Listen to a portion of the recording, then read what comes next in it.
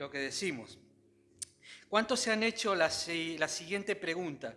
¿Por qué Dios permite que nos ocurran ciertas cosas que no entendemos? Como por ejemplo momentos de sufrimiento, injusticia, dolor, enfermedad, etcétera, etcétera. ¿Y por qué muchas personas que no temen a Dios prosperan y les va bien? Y encima Dios no los castiga. Todos nos hemos hecho en algún momento esas preguntas, ¿verdad? Debemos entender que Dios no trata de la misma manera al incrédulo que al creyente. ¿Amén? Me explico. El incrédulo ya está bajo condenación, está caminando hacia la perdición eterna, está bajo juicio, está condenado, perdido. El creyente no. El creyente ha recibido salvación. El creyente se ha convertido en hijo de Dios. Y Dios como Padre corrige, enseña y disciplina a sus hijos. Al no creyente, al incrédulo, Dios no tiene necesidad de corregirlo ni de disciplinarlo porque no es hijo de Dios. Esa persona ha rechazado creer en Jesús y camina hacia la condenación eterna. Por eso aparentemente vemos que el no creyente muchas veces parece que le va bien, que Dios pasa por alto ciertos pecados, ciertas cosas que hacen, y nosotros cometemos un simple pecado y ya Dios nos cae con su disciplina. ¿Amén? Pero es por nuestro bien, porque Dios al que recibe por hijo, dice la palabra, castiga o disciplina y corrige. Debemos entender esto. ¿Amén? Cuando comprendemos esto nos damos cuenta de que todo tiene un propósito. La meta divina consiste en que nosotros, sus hijos, los que hemos creído en Él, estemos preparados para el reino eterno. Amén. El tiempo que pasamos en este mundo, en esta tierra, es un tiempo de preparación, de aprendizaje, de formación, a fin de estar preparados para el reino eterno, para el reino venidero, ese reino donde vamos a entrar a morar por la eternidad. Este tiempo en la tierra es pasajero. Amén. Y Dios obra con este fin en nuestra vida, aunque muchas veces no lo entendamos. Dios obra con este fin, el de enseñarnos, prepararnos para la eternidad. Amén. Cuando conocemos a Dios de una manera profunda, a través, como dijimos, del estudio de la palabra, a través de la comunión con el Espíritu Santo, vamos a entender, vamos a empezar a comprender el porqué de muchas cosas.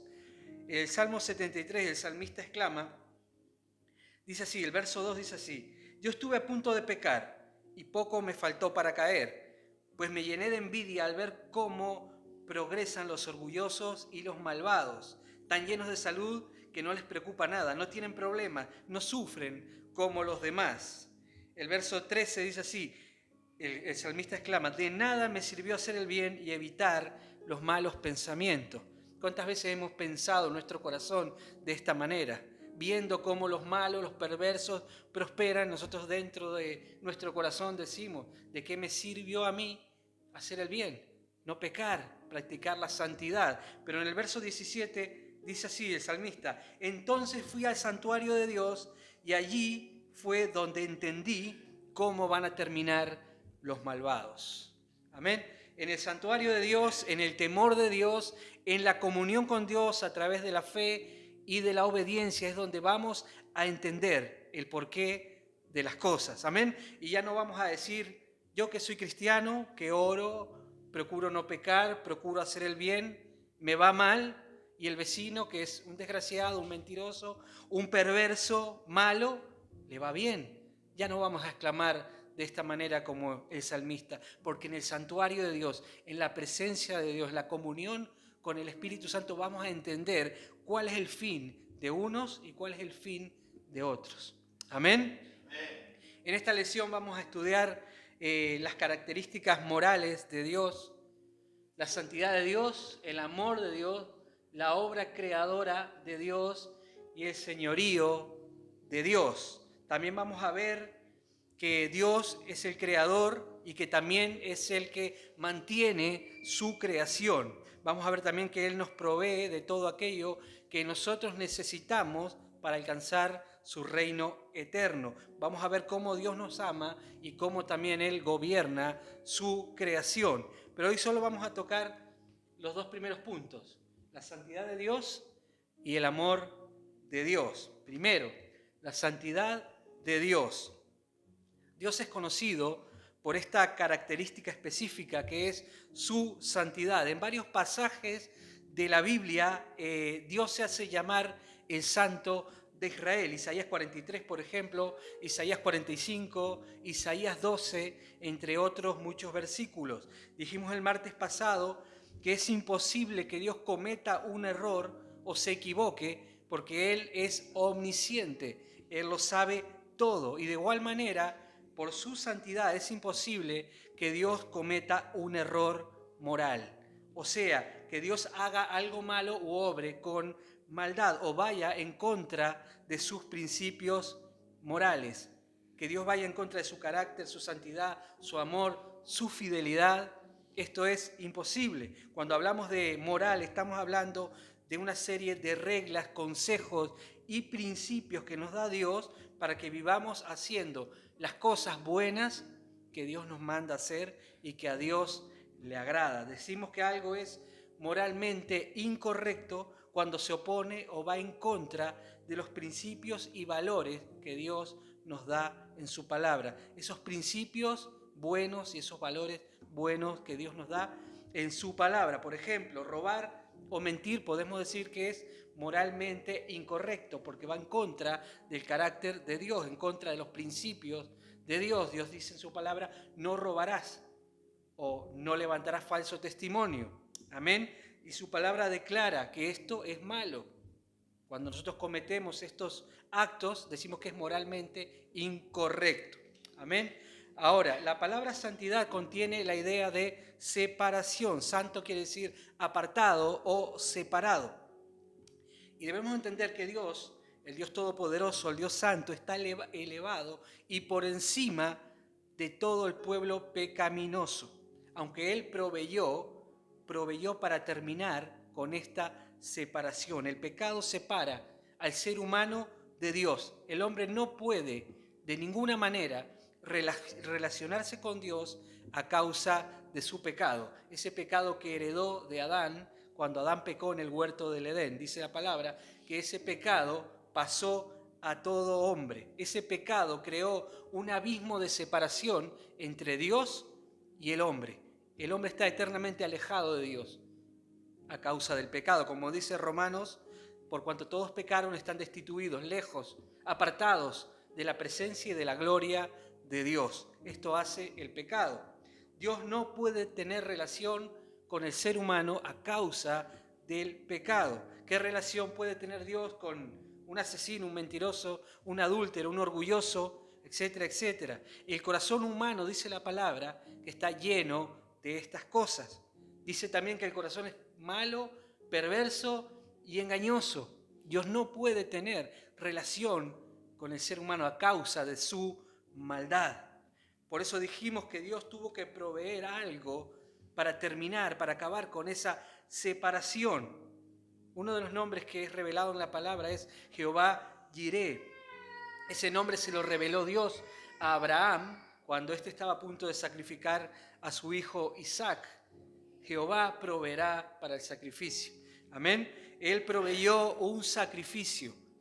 Todos sabemos cuál es: Jesucristo, el Hijo de Dios, que derramó su sangre en la cruz por nuestro pecado. Ahora nosotros en Cristo quiere decir a través de la fe en Cristo, de permanecer en obediencia a la palabra de Cristo, Dios nos ve santos porque su santidad, la santidad de Cristo, nos ha sido otorgada o imputada a nosotros al creer en Él. Dios nos ve a través de su Hijo Jesucristo limpios de todo pecado. En Cristo tenemos acceso al trono de Dios, lavados por la sangre que Él derramó. Dice la palabra que la sangre de Cristo nos limpia de todo pecado. Podemos presentarnos delante de Dios santos y limpios en Cristo, a través del sacrificio de Jesucristo. No en nuestro propio nombre, en nuestros propios méritos, amén, sino a través de Jesucristo. En Cristo podemos volver a tener esa misma relación que el pecado rompió. Amén. Pero esto lo vamos a ver un poquito más adelante. Podemos ver también que la santidad de Dios está presente en todo lo que Dios hace.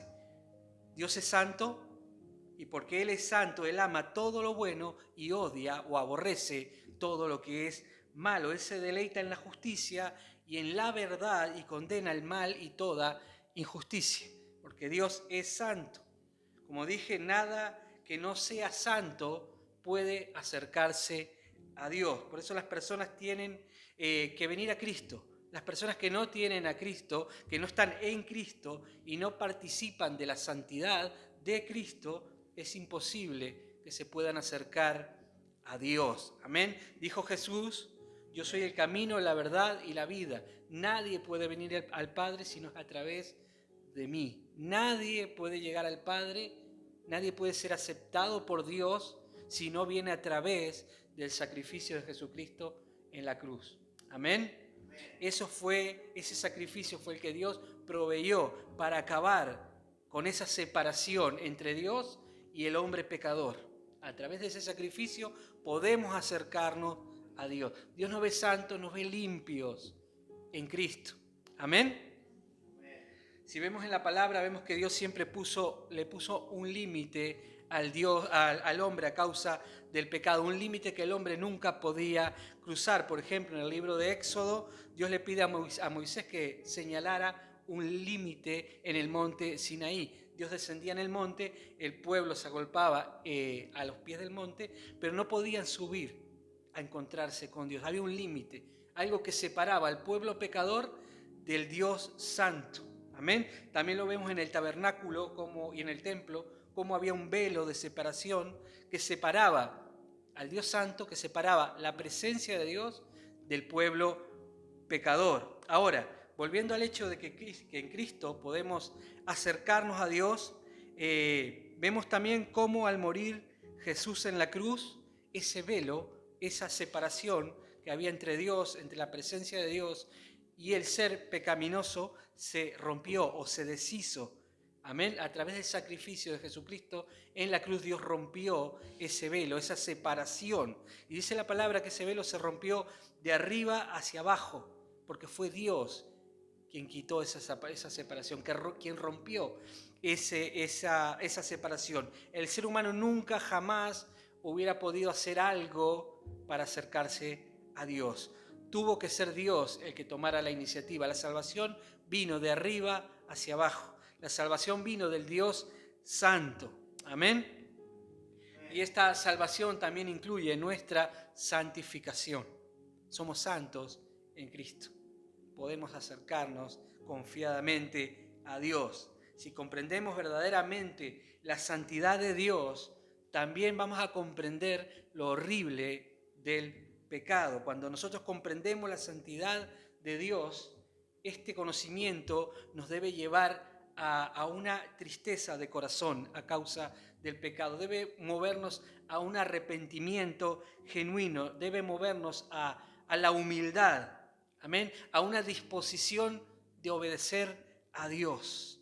Relata el capítulo 6 del libro de Isaías. Dice que Isaías vio al Señor, tuvo una visión del Señor. Dijimos martes atrás que lo que fue que Dios no es invisible, que Dios no se puede ver, que Dios se muestra una especie de teofanía, una imagen, pero no se puede ver Dios en su totalidad porque Él es espíritu y es invisible. Y la Biblia declara que a Dios no lo ha visto nadie jamás ni lo puede ver. Amén. Dice así, el verso 3 dice que había unos seres espirituales en el cielo llamados serafines, que el uno al otro daba voces gritando y declaraban: Santo, Santo, Santo, Jehová de los ejércitos. En el cielo, los ángeles declaran la santidad de Dios. Y en el verso 5 dice así: entonces dije, ay de mí que soy muerto, porque siendo hombre inmundo de labios y habitando en medio de pueblo que tiene labios inmundos, han visto mis ojos al Rey, Jehová de los ejércitos. En esta visión, Dios le reveló a Isaías su santidad. Amén. hasta que no nos encontremos con la santidad de Dios, no vamos a poder ver nuestra inmundicia. Esto le pasó a Isaías, hasta que no se encontró cara a cara con la santidad de Dios, él no pudo ver su propia suciedad, su propia inmundicia. ¿Te crees santo? Esto es porque no conoces la santidad de Dios. Cuando te crees limpio, te crees santo, es porque no has tenido un encuentro verdadero con la santidad de Dios. Cuanto más te acercas a Dios, cuanto más se te revela la santidad de Dios, más sucio, más pecador te vas a ver. Amén. Aunque no eres condenado, sino que Dios ya te perdonó por su gracia, pero tú vas a ver esa condición, esa suciedad que hay dentro de tu corazón. Cuanto más te acercas a Dios, más te vas a dar cuenta de cuánto le necesitas. Cuanto más te acercas a Dios, más incapaz y más débil te vas a sentir. Amén. Cuanto más te acercas a Dios, más vas a querer depender de Dios. Amén. Cuanto más conocemos a Dios, también más le vamos a desear. Más vamos a desear a Dios y menos vamos a desear las cosas de este mundo. David exclamó: ¿a quién tengo yo en los cielos sino a ti? Y fuera de ti nada deseo en esta tierra. Cuando conocemos a Dios, eso nos lleva a desearle cada día más a Él y cada día menos las cosas que hay en el mundo. Amén. A esto nos lleva el conocer a Dios, a desearle. Y para que nosotros le conozcamos, es que Él se reveló, como dijimos los martes pasados. Ahora, algo importante. Dios, como dijimos, es santo.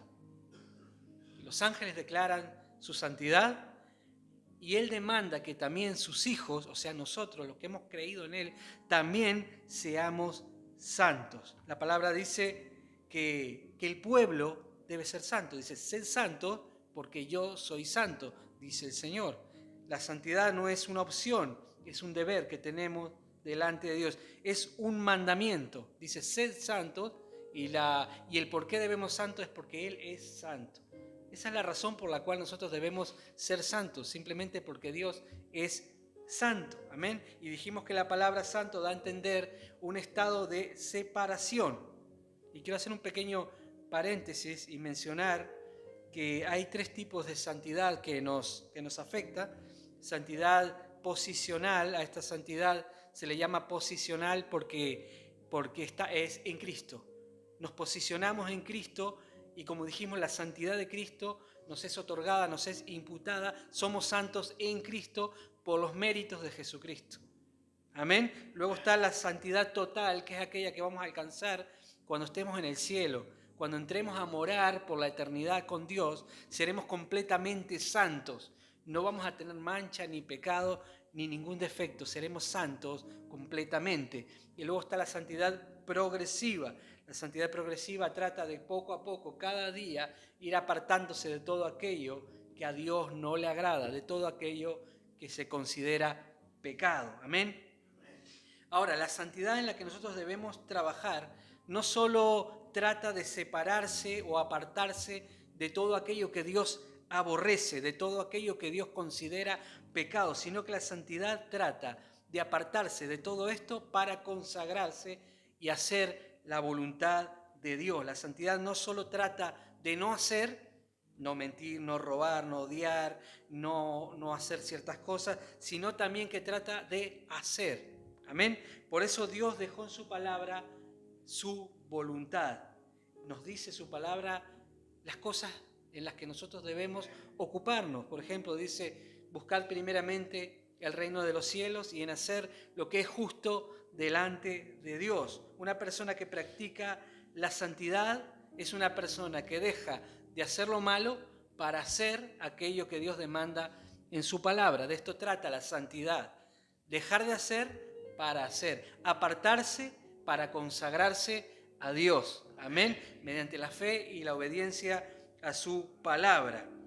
Hay dos tipos de obediencia: obediencia activa y pasiva. Hay muchos mandamientos que están en la palabra que uno no debe hacer nada para cumplirlos. Por ejemplo, no matarás. Yo simplemente con no matar estoy cumpliendo el mandamiento, pero hay muchos mandamientos que implican acción, que debemos hacer algo para cumplirlos. Por ejemplo, honrarás a tu padre y a tu madre. Nos invita a la acción, a honrar. No dice no los deshonres. Si dijera no deshonres a tus padres, simplemente con no deshonrarlo ya estaríamos cumpliendo. Pero dice honrarás. Debemos buscar la oportunidad constantemente de honrar a nuestros padres. Amén. Bien, hemos hablado hasta ahora de la santidad de Dios. Ahora vamos a hablar un poquito acerca del amor de Dios, pero sin dejar de hablar de la santidad también. Amén. Dios nos ama, ¿verdad? Eso no debe haber duda en eso. Dios nos ama. Jamás debemos poner en duda el amor de Dios. ¿Cuántos tienen hijos aquí? Yo creo que muchos de los que estamos aquí tenemos hijos. ¿Qué estaríamos dispuestos a dar o a hacer por nuestros hijos? ¿Estaríamos dispuestos a dar nuestra vida por nuestros hijos? ¿Estaríamos dispuestos a hacer o a dar cualquier cosa? Y si nosotros, que somos malos, estamos dispuestos a hacer o dar cualquier cosa por nuestros hijos, Dios, que es santo y que es amor, cuánto más estará dispuesto a hacer por nosotros. Pero debemos entender que el amor de Dios también es santo. El ser humano, por amor, puede hacer cosas malas.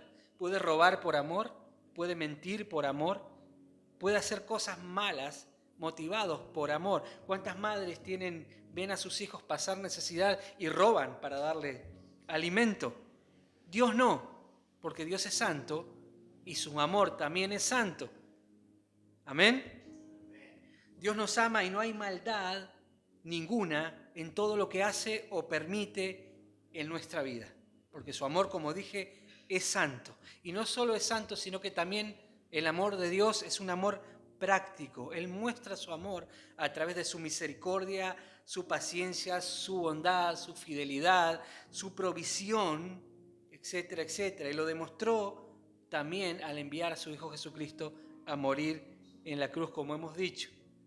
San Juan 3:16 lo conocemos todo. De tal manera amó Dios al mundo que dio a su Hijo por amor, para que todo aquel que en él cree no se pierda, mas tenga vida eterna. Dice la palabra que Dios es amor. Él no se complace, no se deleita en castigar a sus hijos, al hombre. Él no quiere en ningún momento el mal para su iglesia, para sus hijos. Dice Jeremías 29:11, yo sé los planes que tengo para ustedes, planes para su bienestar y no para su mal. Amén. El problema es que el hombre tiene libre albedrío, el hombre tiene voluntad propia, puede elegir el camino que quiere seguir y muchas veces elige el camino que es contrario a la voluntad de Dios. Y estoy hablando de creyentes, no de incrédulos. Muchas veces nosotros elegimos el camino contrario a la voluntad de Dios. Dios quiere hacer algo en nuestra vida, pero nosotros nos alejamos de los planes de Dios. Dice Mateo 23:24, Jesús exclama, Jerusalén, Jerusalén, que matas a los profetas y apedreas a los que te son enviados. ¿Cuántas veces quise juntar a tus hijos, como la gallina junta sus polluelos debajo de las alas, y no quisisteis? Aquí vemos la voluntad del pueblo. ¿Cuántas veces Dios dice lo mismo de nosotros? ¿Cuántas veces quise darte algo, quise moverte a cierto lugar, quise enseñarte algo, quise hacer algo en ti, pero no quisiste? Amén. Y ante nuestra rebeldía es que Dios nos corrige, nos disciplina. Amén. Dice la palabra que al que Dios ama, corrige o disciplina. Como dijimos al principio, Dios nos trata como a hijos. Amén. Por eso nos disciplina a nosotros y a los incrédulos no.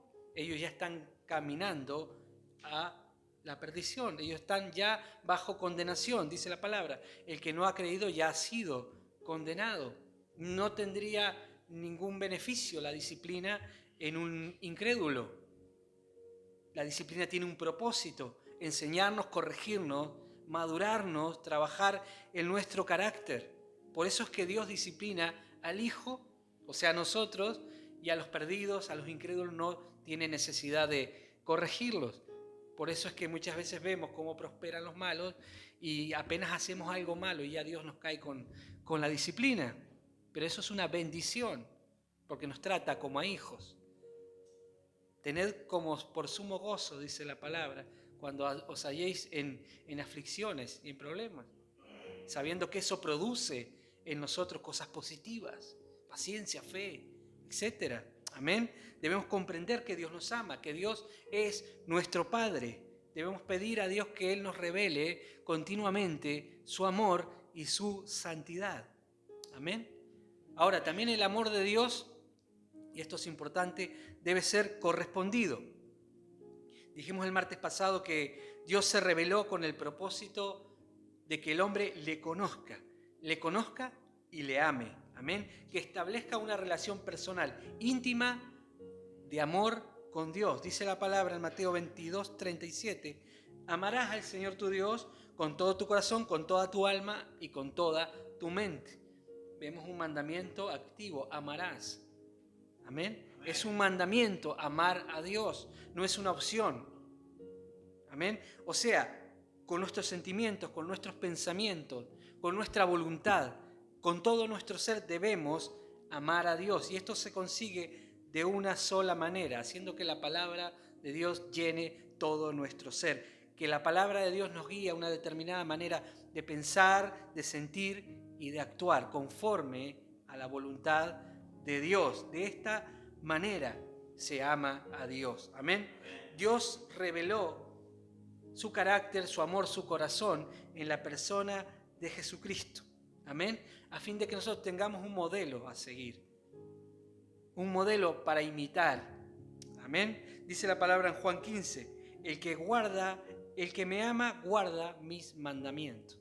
De esta manera se ama a Dios, a través de la obediencia a su palabra. Hay muchos que dicen, bueno, yo amo a Dios a mi manera. O Dios sabe que yo lo amo, aunque yo vivo de una manera que no se ajusta a los principios de Dios. Yo sé que estoy haciendo esto que no agrada a Dios, pero Dios sabe que yo le amo. Yo amo a Dios a mi manera. Amén. Y hay una sola manera de amar a Dios y es a través de la obediencia. No hay otra manera de demostrar el amor a Dios solamente a través de la obediencia a su palabra. Amén. Dios nos ama. Nosotros debemos amar a Dios. Es un mandamiento. Y ese amor también debe ser dirigido a nuestro prójimo.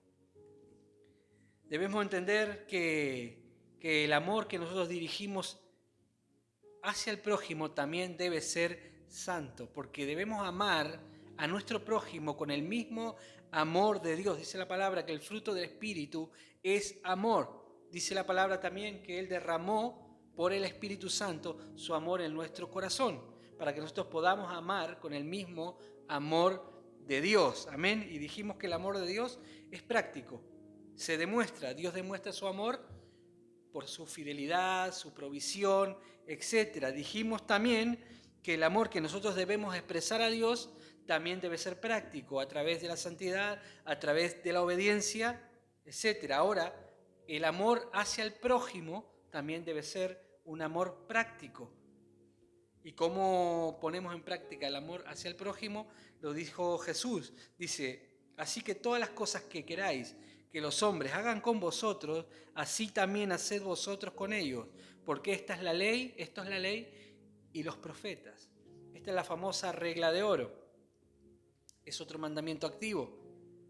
Tenemos que buscar hacer con los demás lo que nos gustaría que hagan los demás con nosotros. Si a nosotros nos gusta que nos traten bien, que nos respeten, nosotros continuamente debemos buscar respetar, tratar bien a los demás. No nos gusta que hablen mal de nosotros, no debemos hablar mal de nuestros hermanos. Así se ama a nuestro prójimo. Amén. El amor de Jesús es un amor tridimensional. ¿Cuántos saben cuáles son las tres dimensiones? Alto, ancho y profundo. Esas son las tres dimensiones. La palabra de Dios dice que el amor de Cristo es de esta manera, es en tres dimensiones. Lo dice Efesios 3:18. Y que así puedan comprender con todo el pueblo santo cuán ancho, alto, largo, profundo es el amor de Cristo. Aquí lo vemos. El amor de Cristo es alto, ancho y profundo. El amor que Dios derramó en nuestros corazones por el Espíritu Santo debe ser expresado en todas las direcciones. Debe ser expresado hacia arriba, hacia Dios debe ser expresado hacia abajo, aquellos que todavía no conocen a Cristo, que están perdidos, que están bajo el juicio de Dios, y debe ser expresado a nuestro alrededor, a nuestra derecha, a nuestra izquierda, al frente, atrás, a todo aquel que nos rodea. El amor de Dios debe ser expresado en todas las direcciones, y ese amor debe ser santo, no debe contener nada que no se ajuste a la palabra de Dios, a los principios morales